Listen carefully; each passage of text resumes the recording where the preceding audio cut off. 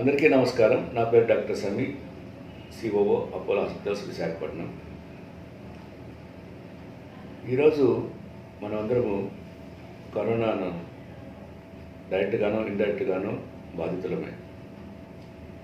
ఈ కరోనా గురించి అవగాహన అందరికీ చాలా వరకు వచ్చింటుంది, కానీ ఇంకా కొంత మెసేజ్ అనేది పబ్లిక్కి వెళ్తే బాగుంటుందని నా ఉద్దేశం. అదేంటంటే switch off panic button. Switch off panic button నేను ఎందుకు అంటున్నానంటే, ఇప్పటికి కూడా చాలామంది కరోనా గురించి చాలా వరకు మిస్అండర్స్టాండింగ్స్ కానీ అపోహలు కానీ ఉన్నాయి, ఇంకా భయపడుతూనే ఉన్నారు. కరోనా అనే దాన్ని మనము నివారించగలగాలి అని అనుకున్నాము, కానీ అందులో చేయలేకపోయాము. దాని గురించి తప్పులు వెతకడం కంటే ఉన్న పరిస్థితిని ఎలా చక్కదిద్దుకోవాలి, మనము ఒకరినొకరిని ఎలా హెల్ప్ చేసుకోవాలి, ఒకరినొకరు సహాయపడుతూ ఈ కరోనా అనే మహమ్మారిని ఎలా ఎదుర్కోవాలి అనేది చాలా ముఖ్యమైన ఉద్దేశం. ఇది ఎందుకు చెప్తున్నానంటే, ఇంత మునుపు కూడా నేను చెప్పినట్టు 100 మంది కరోనా సోకితే అందులో 80 మంది ఎటువంటి ఇబ్బందులు లేకుండా చిన్న మెడికేషన్తో తనంతకు తాను బాగైపోతారు. కానీ 20 మంది మాత్రమే, 100లో 20 మంది అంటే 20% మాత్రమే కొన్ని కాంప్లికేషన్స్ ఫేస్ చేస్తారు. ఆ 20 మంది కూడా కాంప్లికేషన్స్ ఫేస్ చేసిన వాళ్ళల్లో 17% తగు ఐసీయూ ట్రీట్మెంట్తో కానీ ప్రాపర్ మెడికల్ ట్రీట్మెంట్తో కానీ కంప్లీట్గా రికవర్ అయ్యి ఇంటికి వెళ్ళిపోతారు. ఓన్లీ 2 to 3% మాత్రమే మే సఫర్ వెరీ సీరియస్ ప్రాబ్లం. అందులో కూడా మనం ఆ 2 to 3% కూడా హై రిస్క్ గ్రూప్ పాపులేషన్ మాత్రమే అని ఇంతకుముందు చెప్పుకున్నాము. అందులో ఎక్స్ట్రీమ్ ఏజ్ గ్రూప్ అనుకునే వాళ్ళం, అంటే చిన్నపిల్లలు కానీ ఆర్ ఎల్డర్లీ పీపుల్ కానీ సఫర్ అవుతారని అనుకునేవాళ్ళం. కానీ మన ఇండియాలో ఒక దేవుడి వరం అని చెప్పుకోవచ్చు, చిన్నపిల్లలు ఇంతవరకు సీరియస్గా అఫెక్ట్ అయిన దాఖలాలు లేవు. ఇది చాలా సంతోషకరమైన వార్త. ఏ న్యూస్ పేపర్లో అయినా ఇంతవరకు మనం చూసి ఉండవు చిన్నపిల్లలు చనిపోయారని కానీ, చిన్నపిల్లలు సీరియస్గా అఫెక్ట్ అయ్యి బాధపడుతున్నారని కానీ, వాళ్ళకి అడ్మిషన్స్ దొరకడం లేదని కానీ.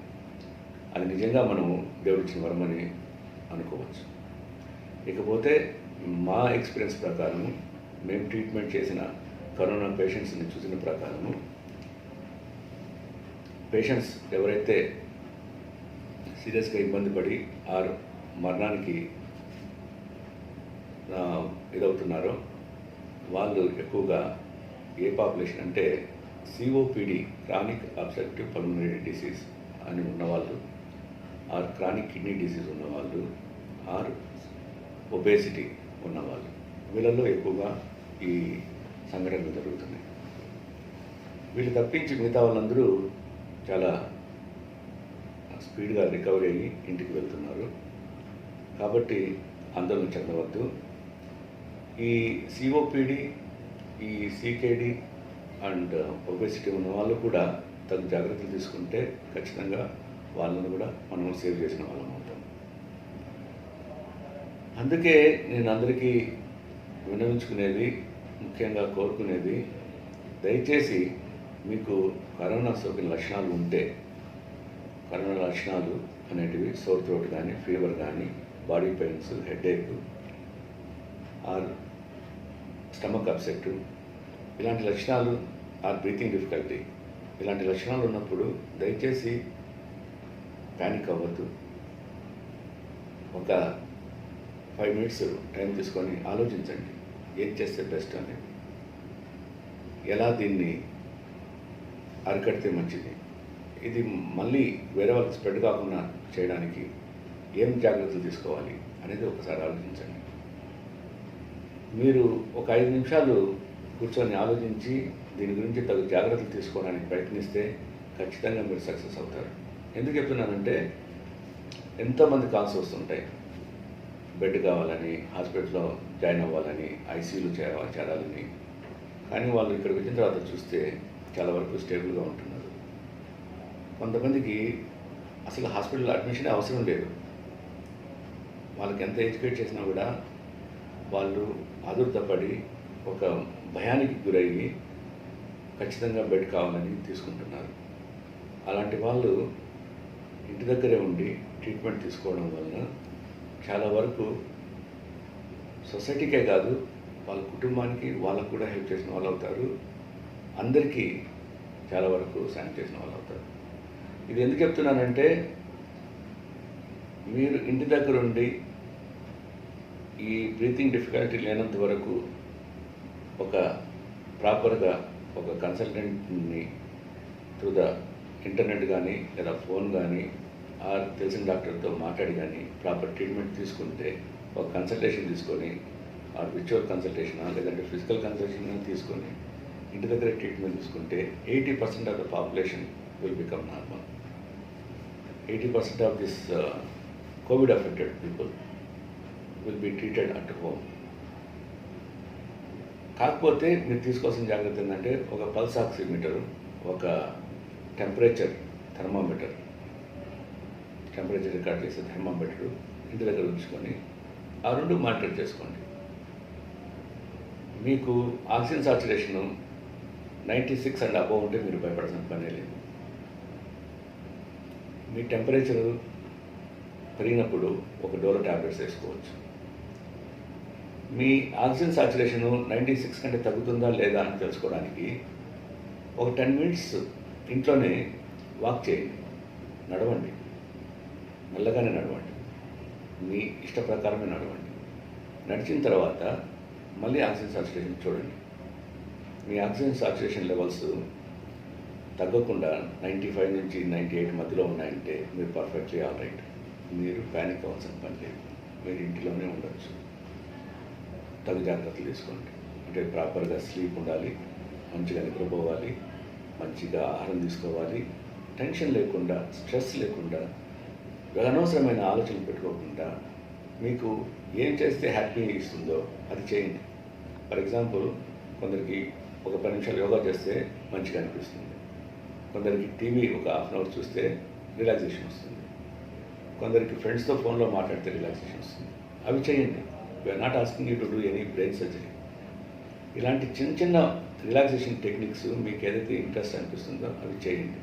దానివల్ల మీరు స్ట్రెస్ ఫ్రీకి ఇదవుతారు, స్ట్రెస్ లేకుండా, యాంగ్జైటీ లేకుండా తప్పించుకోగలుగుతారు. తర్వాత ప్రాపర్ స్లీప్ వస్తుంది, మంచి నిద్ర పట్టినప్పుడు మీ ఆరోగ్యం పెరుగుతుంది, మీ ఇమ్యూనిటీ పెరుగుతుంది. మంచి ఆహారం తీసుకోండి. మంచి ఆహారం అంటే మీరు అంత చికెను, మటను ఇవే తినాల్సిన అవసరం లేదు.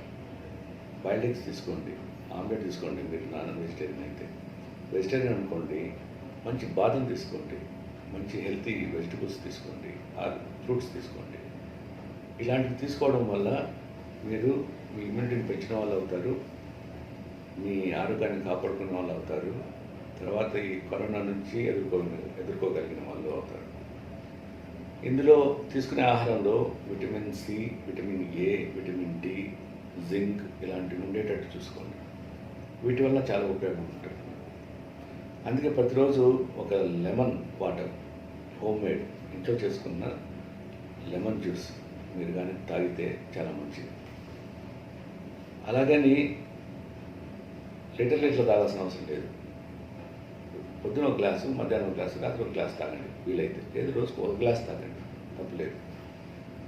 తర్వాత ఈ అసిడిటీ వచ్చే ఆహారాన్ని కొంచెం దూరం ఉంచండి. ఎక్కువ మసాలాలు, ఎక్కువ కారం ఉండేవి. ఎందుకంటే మీరు తీసుకునే మందులు ఒకసారి మీకు అసిడిటీ కలిగించవచ్చు. కావున ఆహారం అవి లాంటి కారం ఉండేటివి తీసుకుంటే అసిడిటీ ఎక్కువ అవ్వచ్చు. అంటే అలాంటివి లేకుండా చూసుకోండి.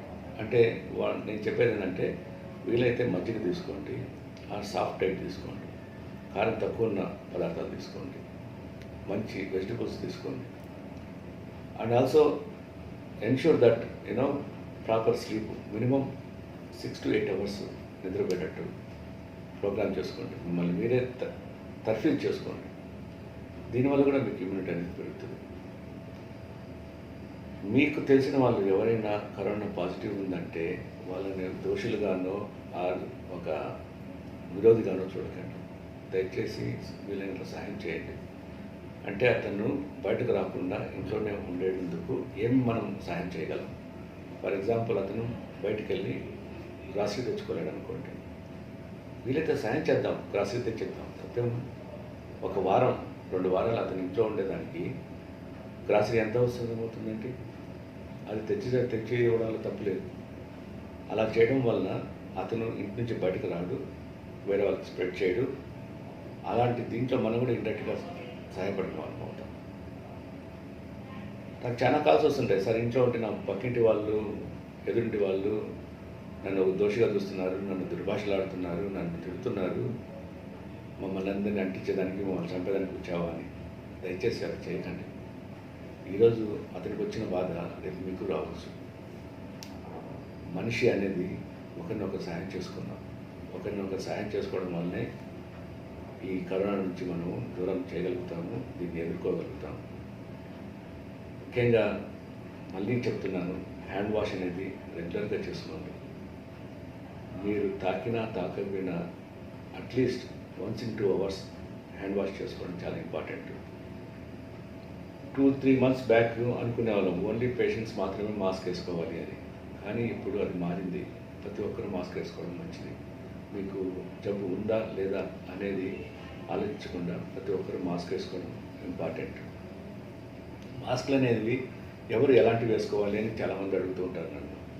వాళ్ళకి చెప్పేది ఒకటే, నేను నువ్వు గ్రాసరీ కొనడానికి షాపింగ్కి వెళ్ళినప్పుడు క్లాత్ మాస్క్ వేసుకోండి. అదే హెల్త్ వర్కర్స్ ఉన్నారు, ఒక హాస్పిటల్లో పనిచేస్తున్నారు, నాన్ కోవిడ్ ఏరియాలో పనిచేస్తున్నారు, వాళ్ళు సర్జికల్ మాస్క్ వేసుకుని సరిపోతుంది. అదే హెల్త్ వర్కర్స్ ఉన్నారు, or anybody working and treating patients, covid పేషెంట్స్ని, వాళ్ళు N95 మాస్క్ వేసుకోవాలి. అంటే ఇప్పుడు మీ దగ్గరికి ఒక స్వాబ్ కలెక్షన్ కోసమే వచ్చారనుకోండి, మీకు కరోనా ఉందని, ఆ వ్యక్తి N95 మాస్క్ వేసుకోవాలి అండ్ ప్రాపర్ PPE వేసుకోవాలి. సో మాస్క్లు అనేటివి రకరకాలుగా ఉంటాయి. కాబట్టి అందరూ N95 మాస్క్లు వేసుకోవాల్సిన అవసరం లేదు. మీరు గ్రాసరీ కొనడానికి వెళ్ళినప్పుడు దయచేసి క్లాత్ మాస్క్ అట్లీస్ట్ వేసుకోండి. అలాగే ప్రతి ఒక్కరికి చెప్పేది ఏంటంటే, ఈ కరోనా అనేది ఇంకా మనకు ఎక్కువగా చూస్తూ ఉంటాము. దానివల్ల మనం ఎక్కువ భయపడాలని పని లేదు. ఎందుకంటే ప్రతిరోజు విత్ ఎక్స్పీరియన్స్ దీని గురించి చాలా అవగాహన చాలామందికి వచ్చేసింది. అందులోనూ డాక్టర్స్కి అయితే చాలా వరకు they are ready to fight any kind of disease. So అందులోనూ ఇండియాలో మనకున్న గ్రేట్ అడ్వాంటేజ్ అంటే knowledge sharing is very important. అది చాలా జరుగుతుంది, ఎస్పెషలీ మెడికల్ కమ్యూనిటీలో. ప్రతి ఒక్కరు ప్రతిరోజు they are educating themselves and also they are sharing their knowledge and their experience. దానివల్ల ప్రతి ఒక్కరూ well prepared to face any kind of corona problem. So దయచేసి మీరందరూ కరోనా గురించి ఎక్కువ ఆలోచించడం మానేసి దాన్ని ఎలా ప్రివెంట్ చేయాలి అనేది, ఎలా మనం జాగ్రత్తలు తీసుకోవాలనేది ఇంకా పాటించండి. Like frequent hand washing, social distancing, avoiding crowds, avoiding functions, avoiding frequent visits to the shopping malls. ఇవన్నీ చేయడం వల్ల చాలా ఈ కరోనా స్ప్రెడ్ అనేది ఆపగలుగుతాము. దీనివల్ల మనకు మంచి రిజల్ట్స్ చూసిన వాళ్ళం అవుతాము, ఒకరినొకరు హెల్ప్ చేసుకున్న వాళ్ళం అవుతాము. Thank you, all the best.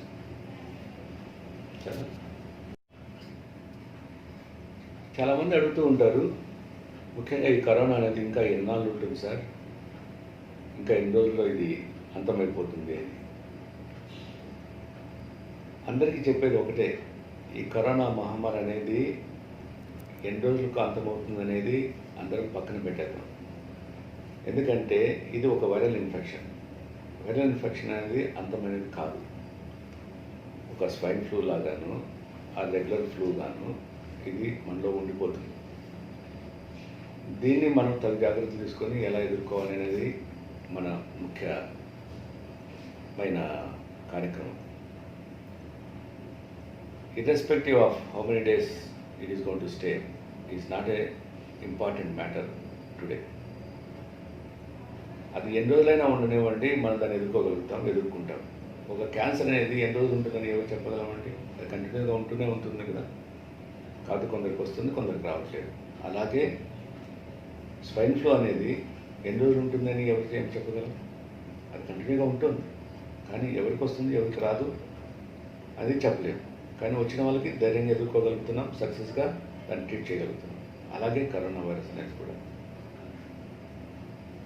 ఇంకా కొందరు స్మోకింగ్ చేయొచ్చా, ఆల్కహాల్ తీసుకుంటే దీన్ని అరికట్టచ్చా అని అడుగుతూ ఉంటారు. నేను ఇంతకుముందే చెప్పాను, సిఓపిడి అనే మహమ్మారితో చాలామంది చనిపోతున్నారు అని. సిఓపిడి అంటే క్రానిక్ అబ్స్ట్రక్టివ్ పల్మనరీ డిసీజ్. ఈ వ్యాధి ముఖ్యంగా స్మోకర్స్లో వస్తుంది. స్మోకింగ్ వల్ల మీ లంగ్స్ కెపాసిటీ, మీ లంగ్స్ పనిచేసే శక్తి కోల్పోతారు, చాలా వరకు తగ్గిపోతుంది. అందువల్ల నేను ముఖ్యంగా చెప్పేది, స్మోకింగ్ అనేది మీరు ఎంత వీలైతే అంత తొందరగా మానుకోవడం మంచిది. స్మోకింగ్ వల్ల ఒక్క మంచి ఎఫెక్ట్ లేదండి నన్ను అడిగితే. అందువల్ల దయచేసి మిమ్మల్ని అందరినీ నేను ప్రార్థించేది ఏంటంటే, స్మోకింగ్ అనేది ఉంటే మీరు ఇమ్మీడియట్గా ఆపే ప్రయత్నాలు చేయండి. ఒకవేళ మీ వల్ల కాకపోతే డాక్టర్ని కన్సల్ట్ చేయండి, ఎలా దాన్ని ఆపాలి అనేది. వాళ్ళు మీకు కౌన్సిల్ చేస్తారు, ఎడ్యుకేట్ చేస్తారు, ఆల్టర్నేటివ్ మెథడ్స్ చూపిస్తారు స్మోకింగ్ మానుకోవడం. నెంబర్ 2, ఆల్కహాల్ అనేది ఒక రకమైన స్పిరిటే. ఆ స్పిరిట్తోనే మనం చేతులు వాష్ చేసుకుంటున్నాం కదా, కాబట్టి నేను మొత్తం తాగేస్తే మొత్తం బాడీలో ఉన్న వైరస్ చనిపోతుంది కదా అని ఒక అపోహ ఉంది. అది కరెక్ట్ కాదు. ఆల్కహాల్ తీసుకోవడం వల్ల ఎక్కువ మీరు డ్రౌజీ అవుతారు, వైరస్ వల్ల కూడా డ్రౌజీ అవుతున్నారు, వీక్నెస్ వస్తుంది. కాబట్టి దానికి మీరు ఆల్కహాల్ తీసుకుంటే ఈ వీక్నెస్కి ఇంకొంచెం వీక్నెస్ యాడ్ చేసిన వాళ్ళు అవుతారు. దయచేసి ఆల్కహాల్ కూడా పూర్తిగా తీసుకోవద్దు. ఇంతకుముందు డాక్టర్ చెప్తుంటారు కొందరు, 1-2 పెగ్గులు తీసుకుంటే మంచిదే అని. అలా మితంగా తీసుకోవడంలో తప్పు లేదు, కానీ ఎక్కువగా తీసుకోవడం మంచిది కాదు. ఇంతకుముందు చెప్పినట్టు మన ఇండియాలో ఒక దేవుని వరం ఉందండి మనకు. It is a God's gift in many ways. మనకు మలేరియా అనేది ఎరాడికేట్ చేయనందువల్ల మలేరియాకి తీసుకునే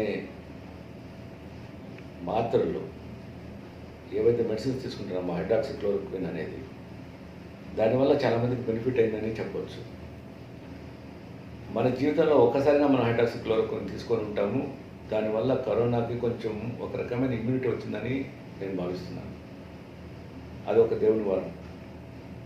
రెండవది, మనకు నేచురల్గానే ఇమ్యూనిటీ ఎక్కువ మన ఇండియాలో. చాలామందికి కరోనా వస్తోంది, వెళ్ళిపోతుంది, కానీ వాళ్ళకి తెలియడం కూడా లేదు. దీనికి ముఖ్యమైన కారణం ఏంటంటే, మనకు ఇన్హెరిటెంట్ ఇమ్యూనిటీ ఉండడం. ఇది కూడా ఒక దేవుని వరం అని చెప్పుకోవచ్చు. అందుకే మన చిన్నపిల్లలు కానీ ఎక్కువ అఫెక్ట్ అవ్వట్లేదు. ఈవెన్ ఎల్డర్లీ పేషెంట్స్ కూడా చాలామంది రికవరీ అయ్యి ఇంటికి వెళ్తున్నారు. ఇది గొప్ప వరం అండి. కాబట్టి ఇదొక reason why I'm telling you not to get panic. ఇది కూడా మనం దృష్టిలో ఉంచుకొని ఇంకా ధైర్యంతో ఈ కరోనాని ఎదుర్కోవాలి.